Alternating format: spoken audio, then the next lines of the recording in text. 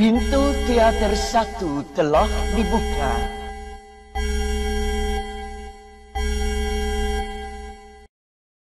Hi everyone, welcome to UBR Entertainment. Apa kabar kalian hari ini? Kami doakan semoga dalam keadaan baik. Kali ini kita akan membahas seluruh alur cerita lengkap film Harmony versi UBR Entertainment.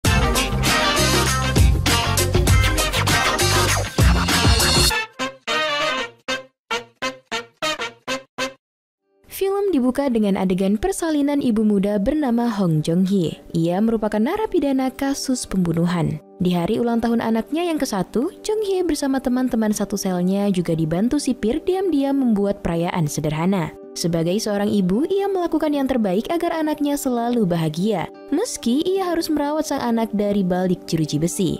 Beruntung, ia dikelilingi orang-orang baik. Semua tahanan wanita antusias dan memberikan hadiah. Sayangnya, kebahagiaan mereka merayakan ulang tahun putranya harus sirna. Kepala sipir Bong memarahi mereka karena perayaan itu. Bahkan, foto kebersamaan mereka dikoyak-koyak begitu saja seolah tak berarti. Di penjara, seorang tahanan yang memiliki anak seperti Jong-hye tak mendapat hak khusus. Ia disamaratakan seperti tahanan lain.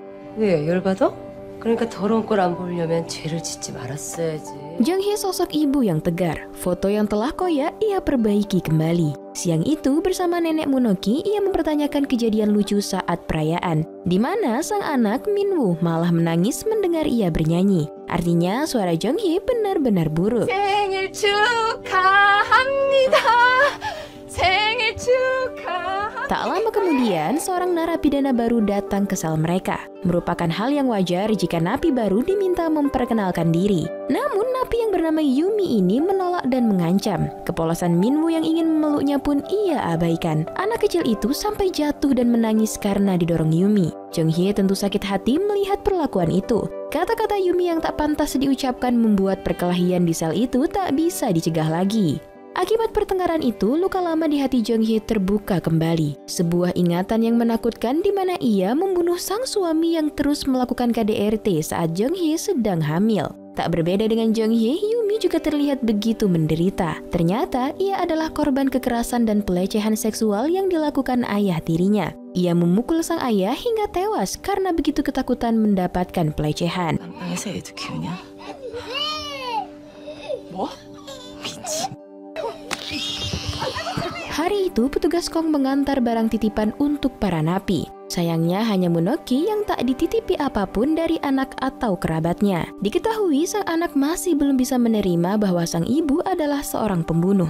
Munoki pun berusaha tegar. Selepas makan semangka bersama napi lain, ia mencoba menghubungi putrinya. Begitu menyedihkan, sang putri malah menyebut bahwa ibunya sedang salah sambung. Keesokannya, para napi menyaksikan penampilan paduan suara yang diadakan pihak lapas. Mereka semua begitu tersentuh mendengar suara yang merdu nan indah. Karena paduan suara inilah, Jong-hye mencetuskan ide untuk membuat paduan suara versi tahanan wanita. Ia mengusulkannya pada kepala lapas. Kepala sipir Bong yang tak suka dengan ide konyol itu berusaha agar ide Jong-hye ditolak. Namun siapa sangka kepala lapas justru memberikan kesempatan pada Jong-hye untuk mengkoordinir program tersebut. Jika Jong-hye berhasil, ia dan anaknya akan dihadiahi hari bebas. Hal itu pun menjadi acuan semangat Jong-hye agar bisa membawa sang anak melihat dunia luar walau hanya beberapa hari. Teman-teman Jong-hye mengejek ide paduan suara yang diusulkannya, karena dirinya saja bahkan tak bisa bernyanyi. Anaknya yang merengek malah semakin menangis saat mendengar nyanyian dari Jong-hye. Mendengar suara merdu Munoki dan mengingat kembali janji kepala lapas, ia pun bersemangat dan optimis pada program paduan suara. 잘 자라 내 아기. Poster pembentukan paduan suara pun disebarkan ke seluruh lapas. Para tahanan wanita terlihat begitu antusias. Jong-hye juga meminta Munoki menjadi pemimpin paduan suara, karena dulu Munoki seorang profesor musik. Namun Munoki tak tertarik dan menolak permintaan Jong-hye. Tak lama ia pun ditemui oleh putrinya yang langsung marah-marah karena terus dicari oleh Munoki. Hatinya begitu sakit mendengar sang anak berharap dirinya hidup menderita. Berbanding terbalik, ibu Yumi yang berusaha menemui sang putri malah ditolak. Memang hubungan Yumi dan ibunya merenggang karena kejadian pelecehan yang dilakukan ayah tirinya. 끝까지 살아. 살아도 죽은 것처럼 하루하루 지옥처럼. Munoki kemudian memainkan piano. Ia kembali teringat masa-masa kejayaannya menjadi seorang profesor musik. Konser yang diadakan menjadi mimpi belaka saat dirinya menciduk sang suami yang berselingkuh dengan guru musiknya. Tak mampu menerima pengkhianatan itu, Munoki terbakar emosi. Ia menabrak suami dan selingkuhannya berkali-kali. Karena itulah, kini bertahun-tahun ia mendekam di penjara sambil menunggu vonis hukumannya. Sakit hati bercampur penyesalan ia tuangkan dalam alunan piano yang ia mainkan. Tak sengaja, Jung Hye dan petugas Kong turut melihat kepiawaian Munoki memainkan piano. Alhasil, Munoki pun tak mampu mengelak lagi menjadi pemimpin paduan suara. Keesokannya di halaman lapas, Jung Hye bersama teman-temannya masih sibuk membicarakan paduan suara. Sang anak yang menghampiri dan memeluk Yumi kembali celaka. Kali ini bukan Yumi pelakunya, melainkan geng napi yang tiba-tiba menggertak Yumi dan mendorong Minwoo hingga terjatuh. Perkelahian besar pun terjadi saat itu juga. Siapa sangka karena perkelahian itu pula, Munoki yang terus dibujuk Jung Hye pun membulatkan tekadnya menjadikan paduan suara sebagai obat bagi para tahanan yang kehilangan harapan dan menderita seperti Yumi. Munoki juga iba, sebagai seorang ibu ia juga memahami keinginan hati Jung Hye yang ingin mendapatkan hari bebas agar sang anak yang selama ini tinggal di dalam lapas bisa menikmati indahnya dunia luar. Ya, seleksi suara pun diadakan. Para napi yang memiliki potensi suara yang baik diseleksi berdasarkan jenis suaranya, alto, mezzo, dan sopran. Awalnya Jung Hye pesimis tak akan bisa masuk paduan suara. Tapi rupanya menurut Munoki, suara Jung Hye tergolong suara alto, tapi ia mesti banyak berlatih vokal. Setelah mendata semua suara, Munoki mengungkapkan mereka kekurangan suara jenis sopran alias suara yang mampu mencapai nada tinggi. Namun tiba-tiba Jung Hye dipanggil oleh kepala lapas. Hal ini terkait perkelahian besar yang terjadi waktu itu. Membujuk dengan segala cara, akhirnya paduan suara tak jadi dibubarkan. Mereka diberi kesempatan berlatih 6 bulan. Saat keluar dari ruang kepala lapas itulah, Jung Hye mendengar suara wanita yang bernyanyi dengan begitu sedihnya. Jenis suara yang juga sedang dicari-cari. Rupanya, lagu yang terdengar begitu sendu itu dinyanyikan oleh Yumi.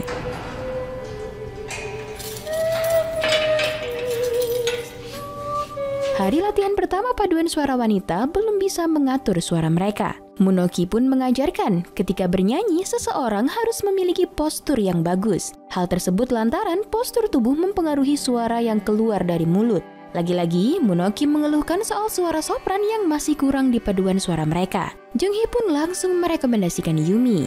Alhasil, Munoki pun datang membujuk Yumi. Bukannya mendapat sambutan atau sekedar basa-basi, Munoki langsung ditolak mentah-mentah. Yumi juga mengungkapkan ia lebih memilih mati dengan kemuliaan tanpa melakukan apapun. Sontak Munoki menamparnya. Tamparan itu dapat diartikan kemarahan dan kepedulian Munoki agar Yumi sadar dan merubah pemikirannya. Meski mereka membunuh orang yang pantas untuk dibunuh, tapi perbuatan mereka bukanlah kemuliaan yang patut dibanggakan.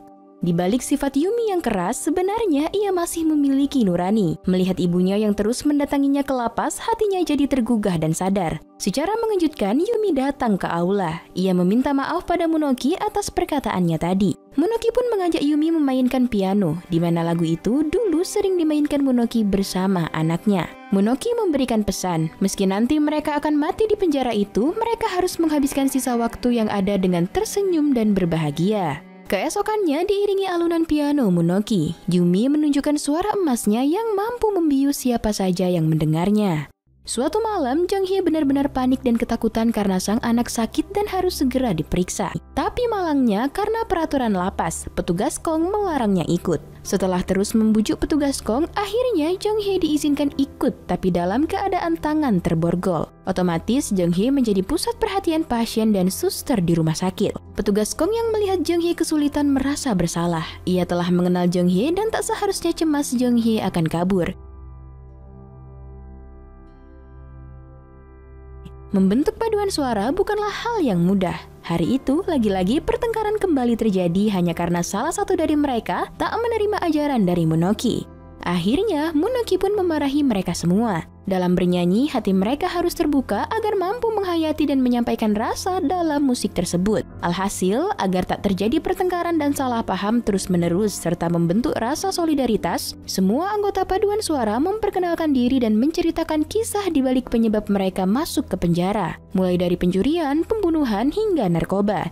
Tiba giliran Jong Hye, ia hanya meminta agar semua tahanan wanita dapat menyayangi dan membahagiakan putranya. Sebentar lagi, sang anak harus berpisah dengannya karena wajib diadopsi. Sudah menjadi aturan lapas, seorang tahanan yang memiliki anak hanya boleh membesarkannya sampai usia 1 tahun. Yumi yang terenyuh dengan permintaan Jong Hye pun membantunya membentuk vokal agar pandai bernyanyi. Setiap hari mereka menghabiskan waktu untuk berlatih, dan berlatih. Paduan suara itu juga kini benar-benar menjadi solid. Setelah berlatih keras bersama Yumi, Jong Hye pun berhasil membentuk vokal. Sang anak yang dahulu selalu menangis mendengar nyanyian Jong Hye kini menjadi terlelap dalam tidurnya. Tak terasa, setelah melewati drama pertengkaran dan perkelahian selama latihan, kini paduan suara tahanan wanita menunjukkan hasil kerja keras mereka. Penampilan yang membuat seisi aula ikut masuk dalam irama dan berbahagia. Bahkan anggota DPRD yang turut datang begitu terkagum-kagum melihat penampilan paduan suara tersebut yang sangat ceria dan bersemangat. Kepala lapas pun semakin senang mendengar pujian tersebut.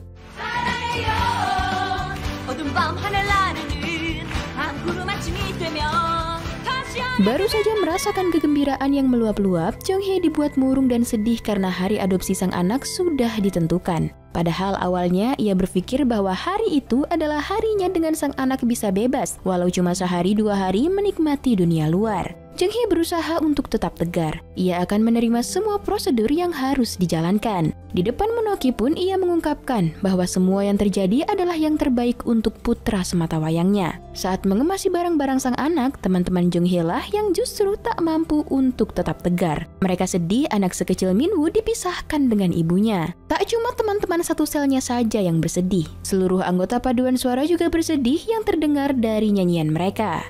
왜 울고 지랄이야 지랄이 좁아 터질 깜빵 뭐가 좋다고 그럼 여기서 천년만년 Di hari adopsi Minwoo sang putra, Jong Hye masih tetap berusaha tegar meski matanya memancarkan kepiluan. Ia menitipkan buku hariannya yang berisi pertumbuhan Minwoo dari waktu ke waktu selama di tahanan untuk orang tua adopsi Minwoo. Bahkan di saat terakhirnya, Jong Hye hanya melihat sang anak dari balik dinding kaca tanpa bisa menggenggam tangannya. Namun saat Jong Hye hampir meninggalkan gedung itu, ia kembali untuk sekali lagi melihat wajah sang anak. Ia tak mampu lagi menahan air matanya, menyaksikan sang anak yang merengek ditenangkan oleh orang lain. Kelak ketika Jong Hye bebas, Minwoo tak akan mungkin mengingat Jong Hye, ibu hebat yang telah melahirkannya dan membesarkannya dengan cinta kasih meski hanya sampai usia 1 tahun. Kepergian Minwoo dari sisinya membuat Jong Hye kehilangan semangat hidup. Ia sampai jatuh sakit karena memikirkan sang anak. Umpama ibu, Monoki lah yang terus menguatkannya. Jong Hye harus berbahagia jika ia ingin sang anak juga bahagia. Keesokannya, Jong Hye pun kembali ikut latihan paduan suara meski tak seceria biasanya. Tapi teman-temannya berhasil membuatnya tersenyum kembali. Hari ke hari hingga musim satu ke musim lainnya, mereka terus bernyanyi seolah itu adalah obat dari segala pedih yang terkubur di hati mereka. 4 tahun kemudian, paduan suara mereka diundang untuk tampil di acara kompetisi nasional tepat saat malam Natal. Bahkan, para tahanan ini diizinkan mengundang keluarga atau orang tersayang mereka serta diberikan waktu untuk bertemu secara langsung setelah penampilan itu. Kebahagiaan benar-benar menghiasi wajah mereka semua. Tanpa sepengetahuan siapapun, petugas Kong yang diminta Yeonsil mengirim surat cinta untuk pria idamannya agar datang ke acara penampilan mereka, justru mengatur pertemuan semuanya. Ia mengundang Ibu Yumi, Putri Monoki, juga Minwoo beserta keluarga angkatnya, meski hanya dengan meninggalkan sevas bunga, karena petugas Kong sadar kecil kemungkinan keluarga angkat Minwoo akan datang. Di lain sisi, kepala lapas dan kepala sipir Bong terlihat mencemaskan sebuah berita eksekusi mati seorang tahanan. Karena situasi politik, rupanya pengadilan melakukan peninjauan hukuman setelah penundaan selama 13 tahun. 선생님, 이거요. 주의봉이요. Tibalah mereka di gedung acara kompetisi tersebut. Semua orang menatap mereka dengan tajam seolah mereka adalah orang yang berbahaya. Saat berbaris, Jong Hye mendengar nama Minwoo. Sontak ia langsung mengikuti perginya anak-anak itu. Ia memastikan apakah Minwoo ini memiliki tanda lahir di tangannya. Tapi rupanya tidak ada tanda lahir. Alhasil, karena menghilang tiba-tiba, Jung Hee pun dimarahi oleh kepala sipir Bong. Para tahanan harus pergi dalam keadaan berkelompok dan diawasi dengan ketat. Karena nervous, mereka pun bersama-sama pergi ke toilet. Istri seorang pejabat tak sengaja menjatuhkan cincinnya sendiri. Tapi ia tak sadar dan langsung pergi saat melihat para tahanan juga masuk ke toilet. Akhirnya, para tahanan ini pun menjadi bulan-bulanan polisi dan sasaran tuduhan. Penampilan mereka ditunda hingga mereka harus membuka seluruh pakaian untuk menemukan cincin yang hilang itu. Perlakuan mereka benar-benar buruk dan melanggar hak asasi manusia. Kepala lapas yang mendengar tahanannya mendapat masalah langsung bertindak tegas. Kepala sipir Bong mengatur agar penampilan mereka tetap dilaksanakan. Kepala lapas yang tiba langsung memarahi si polisi dan membela para tahanannya.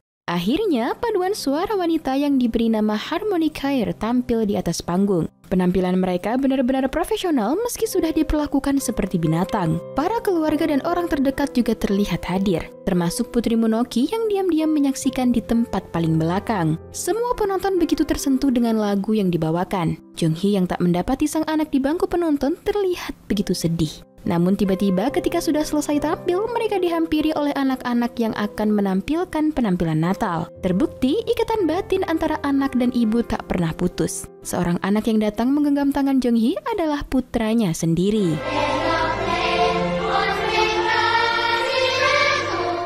Semua tahanan wanita menemui keluarganya masing-masing, melepas rindu, saling berbagi rasa, dan memaafkan. Akhirnya, takdir membawa Jung Hee kembali bertemu dengan sang anak. Meski sang anak tak mengenalinya, tapi ia bahagia bisa bertemu dan memeluk putranya dengan erat. 나 보러 온 거 아니야?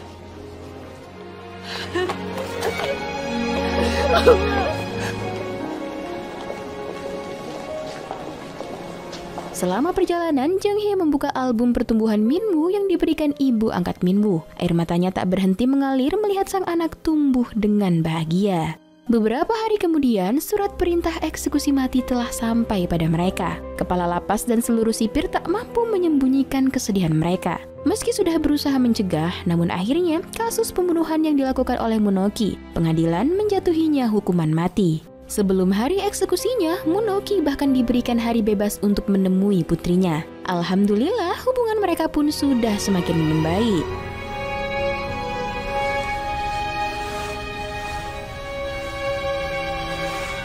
Setelah kembali ke lapas, Monoki terlihat begitu bahagia. Wajahnya begitu berseri-seri. Hal ini membuat Jung Hee dan kawan-kawan turut berbahagia.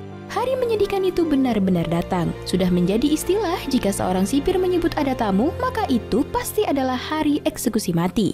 Jung Hee dan yang lain awalnya belum berpikir demikian. Namun setelah mengingat Monoki jarang ditemui putrinya, mereka langsung tersadar. Mereka semua langsung menangis dan berusaha mencegah kepergian Monoki. Orang yang selama ini sudah seperti ibu bagi mereka semua. Ibu yang mampu menenangkan mereka dan merubah hidup mereka. Seisi penjara mengiringi kepergian Monoki dengan lagu tentang ibu yang terdengar begitu menyayat hati. Kini Monoki telah tiada dengan hati yang lapang dan senyum di wajahnya. Yap, dengan begitu film pun tamat. Sebuah film yang benar-benar menyentuh dasar kalbu, mengoyak emosi, membuat kita akan berderayan air mata sepanjang mendekati scene klimaks. Sekilas, mungkin kita merasa filmnya pasti tidak menarik karena menceritakan kehidupan tahanan wanita. Tapi seketika kita akan dibuat fokus menonton dengan hadirnya Minwoo yang menggemaskan di acara ulang tahunnya. Seorang tahanan selama ini selalu dicap sebagai monster dan menyandang jubah penjahat. Tapi pada kenyataannya, mereka adalah manusia yang memiliki perasaan dalam hatinya. Bahkan mereka masuk bui bukan semata-mata karena tak punya sisi manusiawi. Mereka justru membela dan melindungi diri sendiri hingga terpaksa melakukan pembunuhan. Masing-masing dari para napi wanita sebenarnya juga memiliki sebuah alasan yang membuat mereka bertahan dan memiliki harapan untuk hidup diperlakukan seperti manusia lain tanpa diskriminasi. Bukankah setiap manusia melakukan kesalahan? Di bagian kisah tentang ibu dan anak adalah part yang paling menguras emosi. Tidak ada satu kata yang mampu menggambarkan kesedihan ibu yang dipisahkan dari anaknya. Ditulis oleh J.K. Yoon, naskah luar biasa ini belum mampu menyabet penghargaan. Namun kita patut bangga karena berhasil masuk di 8 nominasi di ajang penghargaan Blue Dragon Film Awards dan Grand Bell Awards di tahun 2010. Diperankan oleh aktris senior Namun Hee dan aktris lain yang tak kalah keren aktingnya seperti Kim Yoon Jin, Kang Ye Won, dan masih banyak lainnya. Film ini sangat cocok buat kamu tonton bareng keluarga atau sahabat. Dan masuk pada penilaian, Biro Perfilman UBR Media memberi rating film Harmony 7,8. Like dan share ke teman-teman tersayangmu agar mereka juga ikutan nonton film keren ini. Dan jangan lupa subscribe channel UBR Entertainment. Kamsahamnida, bye-bye!